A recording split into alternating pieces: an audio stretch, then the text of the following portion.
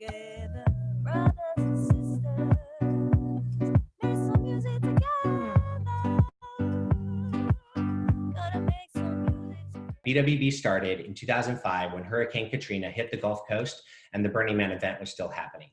A group of individuals went out to New Orleans, and what emerged was over 9 months, over $1 million of demolition work was done to the local community.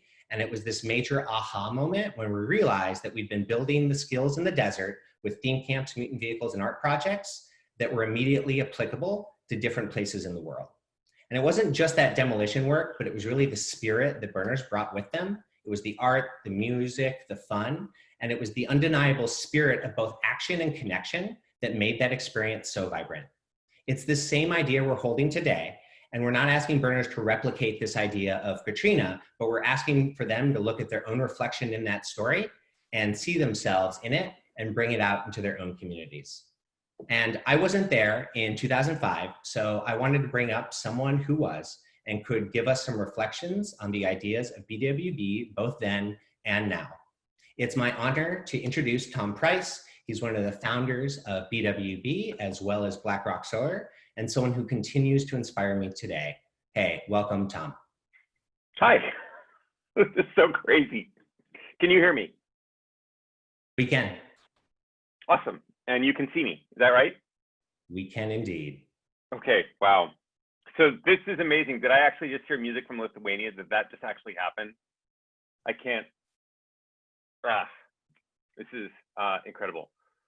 Hi, everyone, wherever you happen to be.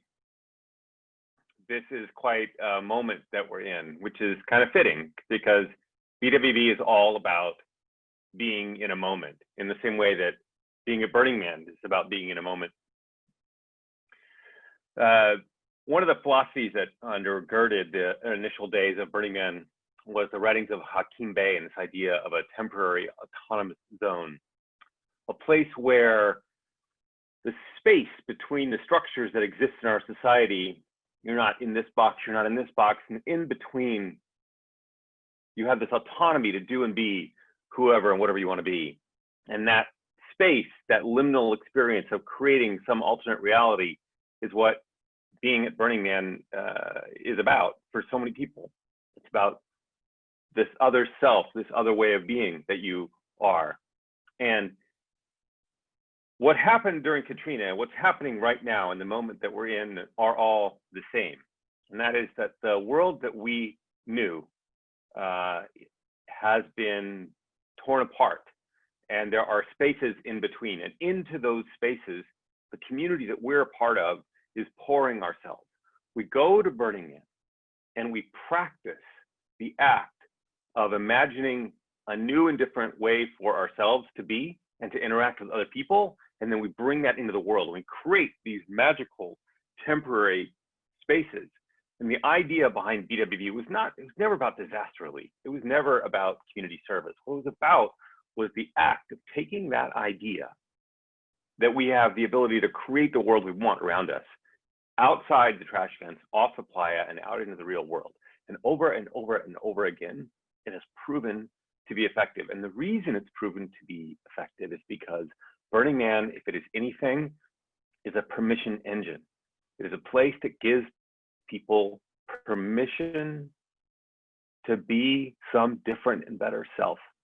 And so seeing the fact that we're having this conversation now just completely blows my mind. And also I'm not the least bit surprised because the experience of the playa is one that is of empowering people and creating opportunities for them to do and be something bigger and better than themselves. People don't need instructions really to know how to take care of each other and to build community.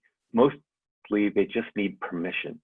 And the magic of BWB is realizing that you have the permission to give yourself permission to create the world that you want to live in.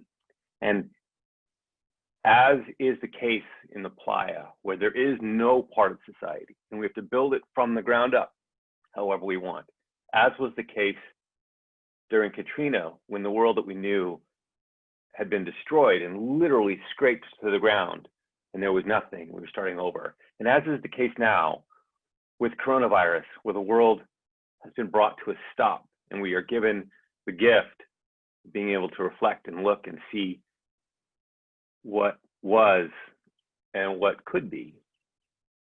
This is a powerful moment, an opportunity for us to step into imagining what it is we want to create and make it happen.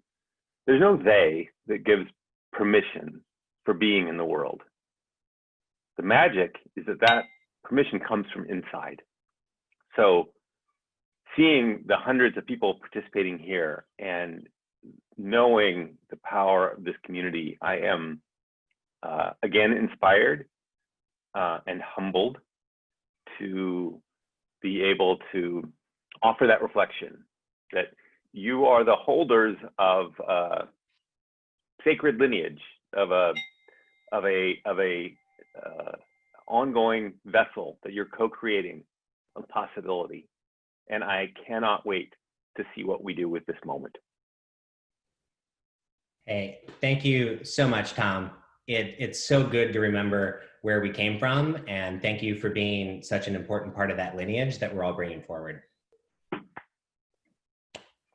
Thanks, Tom. together.